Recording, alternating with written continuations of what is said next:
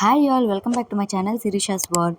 ఈరోజు యమ్మీ యమ్మీ చేపల ఇగురు రెసిపీ అయితే చెప్తున్నానండి. ఇది వంట రాలేని వాళ్ళు కూడా ఈజీగా చేస్తారు. ఫస్ట్ టైం ఫిష్ చేసే వాళ్ళు కూడా. ఫస్ట్ టైం అని ఎందుకు అంటున్నానంటే నేను కూడా ఫస్ట్ టైం ట్రై చేశాను ఇది. అండ్ దీనికోసం మెంతులు, ధనియాలు, గసగసాలు, దాల్చిన చెక్క, లవంగాలు బాగా ఫ్రై చేసుకొని ఒక మిక్సీ జార్ లో వెల్లుల్లిపాయలు వేసుకొని ఇవన్నీ మసాలా మంచిగా గ్రైండ్ చేసుకోవాలండి. ఇంకొక ప్యాన్ పెట్టి లవంగాలు, దాల్చిన చెక్క, యాలకులు వేసుకొని మనం ఆనియన్స్, పచ్చిమిర్చి, కరివేపాకు వేసుకొని మంచిగా ఫ్రై చేసుకోండి.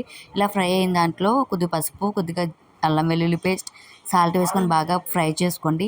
ఇవి బాగా దగ్గర పడ్డాక మనకి పసుపు, ఉప్పు, కారం, అల్లం వెల్లుల్లి పేస్ట్ కలిపి పెట్టి ఒక అరగంట మ్యారినేట్ చేసిన ఫిష్ అయితే వేసేయాలండి.